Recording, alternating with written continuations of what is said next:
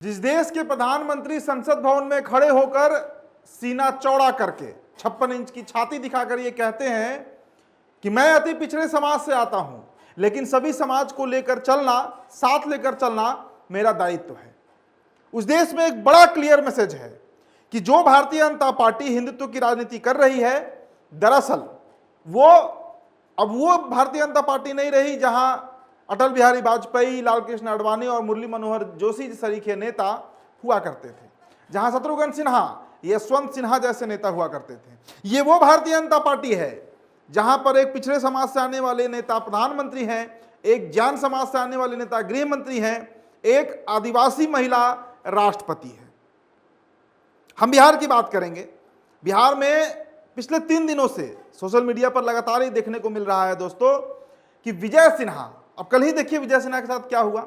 Z+ security उनको मिला हुआ था जब वो उप मुख्यमंत्री थे, लेकिन कल अचानक एक यदि सूचना निकलता है, अब देखिए स्क्रीन पर यदि सूचना, और बड़ा क्लियर मैसेज दिया गया कि अब विजय सिन्हा को Z+ सिक्योरिटी की जरूरत नहीं है। वो सिक्योरिटी अब कहां चला गया? नीतीश कुमार के पुत्र निशांत कुमार के लिए, जो ना तो किसी संवैधानिक पद पे हैं, ना पार्टी में किसी बड़े पद पे हैं, ना बड़े नेता हैं, लेकिन उनको Z+ मिल गया और विजय सिन्हा का Z+ सिक्योरिटी हटा दिया गया। विजय सिन्हा बड़ा तेजी से उभरे हैं पिछले 3-4 सालों में।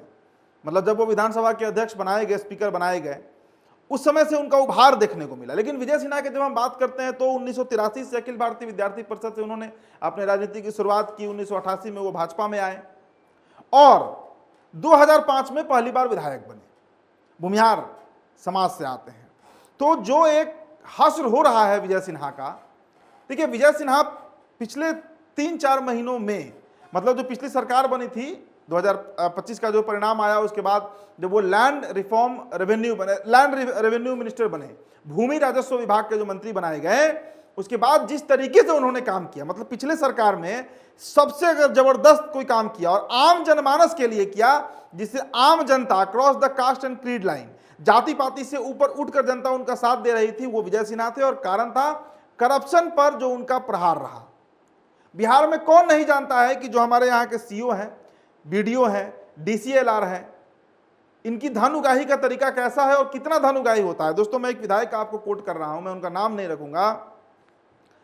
कुछ ही दिन पहले उनसे बातचीत हो रही थी तो उन्होंने बताया कि बिहार का कोई भी इलाका हो, अब मान लीजिए कि कोई सीओ का बिहटा में पोस्टिंग होगा तो बात तो अलग है, उसका तो खैर कमाई का हिसाब ही नहीं है, वो रोजाना 5-7-10 लाख रुपए तक कमा सकता है। लेकिन अगर वो ऐसे इलाके में है जहां जमीन का रेट भी कम है, बहुत पिछड़ा इलाका है, वहां भी सीओ जो है वो प्रतिदिन 1.5 से 2 लाख रुपए कमा रहा है। ये बिहार सरकार के एक विधायक ने मुझे बताया, और ये सभी लोग जानते हैं बिहार में। ये कोई मैं अचंभित करने वाला कोई बड़ा खुलासा नहीं कर रहा हूं। उस नेक्सस पर, उस सिंडिकेट पर विजय सिन्हा ने प्रहार किया था। मैं ये नहीं कह रहा कि विजय सिन्हा दूध के धुले हैं, लेकिन इतना तो दिखा ना कि एक नेता उठा, एक मंत्री अपने विभाग को सुधारने के लिए लगा हुआ था। बड़ा विरोध हुआ, सीओ स्ट्राइक पर चले गए, एक पूरा आंदोलन खड़ा कर दिया गया उस मंत्री के खिलाफ। और ये जो नई सरकार बनी, इसमें विजय सिन्हा को हाशिए पर डाल दिया गया, नेपथ्य में वो चले गए।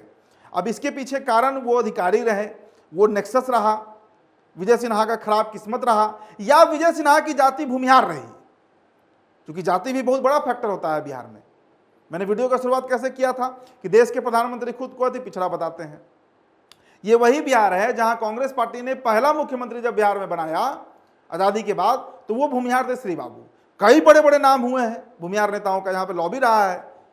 रमाश्रय सिंह से लेकर, रघुनाथ पांडे से लेकर, LP शाही से लेकर राजो सिंह तक, मतलब 2000 ईस्वी तक, लालू के समय में भी बड़े बड़े भूमिहार लीडर जो है वो बिहार में रहे हैं। लेकिन नीतीश कुमार के आने के बाद, मैं नीतीश कुमार की बात कर रहा हूं, वो लॉबी, वो जाति नेपथ्य में चला गया।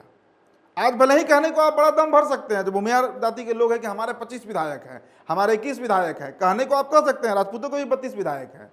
कितना मंत्रालय मिला और कौन सा प्रमुख मंत्रालय उनको दिया गया? दोस्तों, मैं बड़ा स्पष्ट तरीके से बात, एक और उदाहरण से मैं आपको समझाता हूं। देखिए, भारतीय जनता पार्टी एक समय था जब ब्राह्मण और बनिया की पार्टी कहलाती थी। आज वो पूर्णतः पिछड़े और दलित की पार्टी बन गई है। इसका आप आकलन कीजिए ना। अभी ताजा उदाहरण मैं आपको उड़ीसा का देता हूं।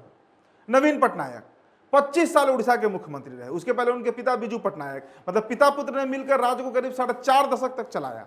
किस जाति से आते हैं? करण कायस, लाला जी थे।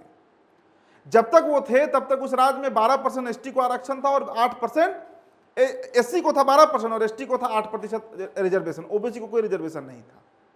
जैसे ही वहां पर भारतीय जनता पार्टी का पदार्पण हुआ, बीजेपी के अपने मुख्यमंत्री बने, वहां पर संथाल मांझी जी हैं, संथाली हैं, आदिवासी ट्राइब से आते हैं, तुरंत सभी आरक्षण को बढ़ा दिया गया। अब ओबीसी को वहां पर 22.5% आरक्षण दे दिया गया है और अगले चुनाव तक वो 27% होने जा रहा है, मतलब 50% रिजर्वेशन जो है वो कर दिया गया। तो जो लोग कोई इस मुगालते में है कि सपा, बसपा, आरजेडी, जदयू ये पिछड़ों का राजनीति करते हैं, पिछड़ों की राजनीति तो देश में भारतीय जनता पार्टी कर रही है और पूर्णतः कर रही है। सवर्ण आज राष्ट्रीय पटल पर आपको कितने दिखते हैं? अब आप उदाहरण दीजिएगा नितिन नवीन का, कि नितिन नवीन राष्ट्रीय अध्यक्ष बना दिए गए, इसके पहले जेपी नड्डा ब्राह्मण थे। तो उस एक नेतृत्व से क्या तय होता है? और जो भारतीय जनता पार्टी के राष्ट्रीय अध्यक्ष होते हैं उनकी ताकत कितनी है पार्टी में आज के समय में? ये नई भाजपा है, ये अटल बिहारी वाजपेयी की भाजपा नहीं है, ये नरेंद्र मोदी और अमित शाह की भाजपा है। भले ही मोदी जी कहते हैं कि ही इज माई बॉस, लेकिन बॉस कौन है ये सभी जानते हैं। तो वास्तु स्थिति है कि आज बिहार में दोस्तों में दो जातियों का अगर आप बात कर लीजिए, सवर्ण समाज में भूमिहार और पिछड़ा में यादव, दोनों लड़ाई लड़ते हैं। सवर्णों की लड़ाई कौन लड़ रहा है पिछले 3-4 दशक से बिहार में? यही भूमिहार जाति लड़ रहा है। चाहे नक्सल आंदोलन हुआ बिहार में, रणबीर सेना बना, और क्या क्या हुआ बिहार ने देखा ना, 111 नरसंहार बिहार में हुआ। उस दौर में कौन लड़ रहा था सवर्णों की लड़ाई? यही भूमिहार लड़ रहा था सवर्णों की लड़ाई। लाला जी का जमीन कौन छोड़ा रहा था? ब्राह्मणों का जमीन कौन छोड़ा रहा था? यही भूमिहार लड़ रहे थे। राजपूत अपनी लड़ाई लड़ते हैं, सवर्ण भूमिहार की लड़ाई लड़ते हैं। ये सामाजिक ताना बाना है बिहार का। अब पिछड़ों में चले आइए, कोयरी की, कुर्मी की, धानुक की, दांगी की, किसी का लड़ाई होती, पिछड़ा में 114 जातियां हैं, 128 जातियां हैं, माफ कीजिएगा, सबका लड़ाई कौन लड़ता है? यही यादव लड़ता है। लेकिन आज हकीकत यह है कि ना तो भूमिहार और ना तो यादव अगले 5 दशक तक, कहते हैं ना कि ना 3 में ना 13 में, अगले 5 दशक तक ये दोनों जातियां सत्ता में नहीं आने जा रही हैं।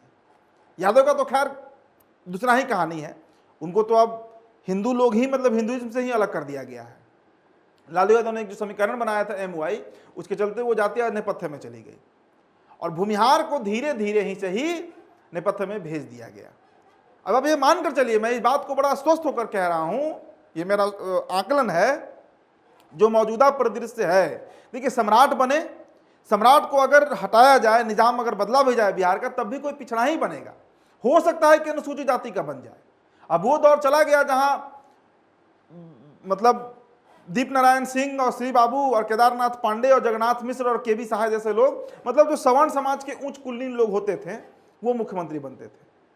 अब वो दौर बिहार में आने वाला नहीं है, कम से कम 5 दशकों तक, 5 दशक तक मैं कह रहा हूं, मतलब 2025 चल रहा है, 2070-75 तक ऐसे उम्मीद आप मत रखिएगा। तो भूमिहार अपेक्षाकृत है, हाशिए पर है। और बिहार में अगर सर्वाधिक काम किसी एक नेता ने किया, यहां पे 23 मुख्यमंत्री हो चुके हैं अब तक, तो उसमें श्री बाबू ने किया। मतलब बिहार को सबसे आगे ले जाने का अगर किसी एक मुख्यमंत्री को श्रेय जाता है तो वो श्री बाबू, और उसके बाद नीतीश कुमार। तो जो मौजूदा परिदृश्य है, जो राजनीति बिहार में चल रहा है, विजय सिन्हा के साथ जो उपेक्षा हुआ, और अभी आगे और होना है, अभी और होना है। बीजेपी को पता है कि जिस पार्टी के साथ पिछड़े अति पिछड़ों का वोट रहेगा, दलितों का वोट रहेगा, वो सत्ता में रहेगी। ये उनका जो एक प्रयोग है, जो एक एक्सपेरिमेंट है, उड़ीसा में सफल रहा है। बंगाल में आप देखिए ना, 8 मुख्यमंत्री हुए हैं अब तक, 5 कायस्थ और 3 ब्राह्मण। अभी ममता बनर्जी ब्राह्मण है। अब अगर इस बार सत्ता पलट होता है वहां पर, और वहां पर भारतीय जनता पार्टी की सरकार बनती है, दोस्तों मैं दावे के साथ कह सकता हूं कि जो एक कंसेप्ट है बंगाल में भद्रलोक और नमो शूद्राय का, नमो शूद्र में से कोई उठकर एक मुख्यमंत्री बनेगा, और वहां पर भी पिछड़े की राजनीति परवान चढ़ेगी। तो बिहार में अभी पिछड़ों की राजनीति ही परवान चढ़ेगी। हो सकता है कि अनुसूचित जाति का कोई अगला मुख्यमंत्री बिहार को मिले सम्राट चौधरी के बाद, लेकिन ये सम्राट युग है जिसका उदय हो चुका है, और उम्मीद है कि अभी अगले कई दशकों तक, जब तक भारतीय जनता पार्टी की सत्ता रहेगी, तब तक इन्हीं का बोलबाला बिहार में रहेगा। फिलहाल दोस्तों इस रिपोर्ट में इतना ही। मेरा नाम उदित तारण है। न्यूज़ 11 भारत बिहार पे ये वीडियो आप देख रहे थे। बहुत बहुत शुक्रिया।